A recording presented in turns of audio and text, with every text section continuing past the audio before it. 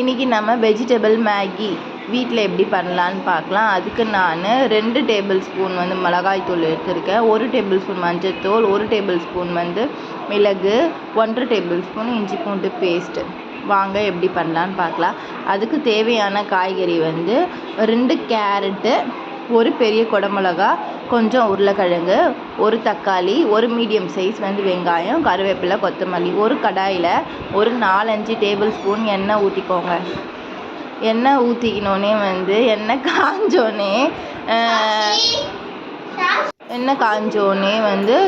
வெங்காயம் போட்டு நல்லா வதக்கிக்கோங்க. வெங்காயம் போடும்போது உங்களுக்கு எப்பவுமே உப்பு நீங்கள் ஆட் பண்ணிங்கன்னா வெங்காயம் சீக்கிரமாக வதங்கும்.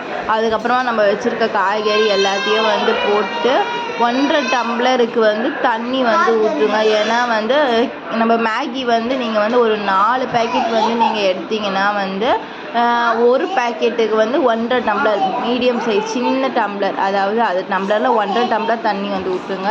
நான் இன்றைக்கி 4 பேக்கெட் மேகி போட்டிருந்தேன்னா அதுக்கேற்ற மாதிரி நான் தண்ணி ஊற்றிக்கிட்டேன். காயெல்லாம் கேரட்டெல்லாம் சீக்கிரமாக வெந்துடும். அதனால் நீங்கள் தட்டை போட்டு மீடியம் ஃப்ளேமில் ஒரு 10 நிமிஷம் கழித்து நீங்கள் எடுக்கலாம்.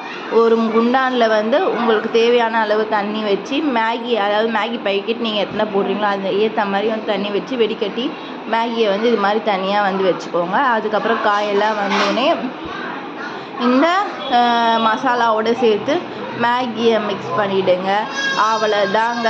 ஃபைனலாக நீங்கள் வச்சுருக்க கருவேப்பிலை, கொத்தமல்லியை ஆட் பண்ணிட்டீங்கன்னா சுவையான வெஜிடபிள் மேகி ரெடி. நம்ம சேனலில் புதுசாக பார்க்குறீங்கன்னா மறக்காமல் நம்ம சேனலுக்கு லைக் பண்ணுங்கள், சப்ஸ்கிரைப் பண்ணுங்கள், ஷேர் பண்ணுங்கள்.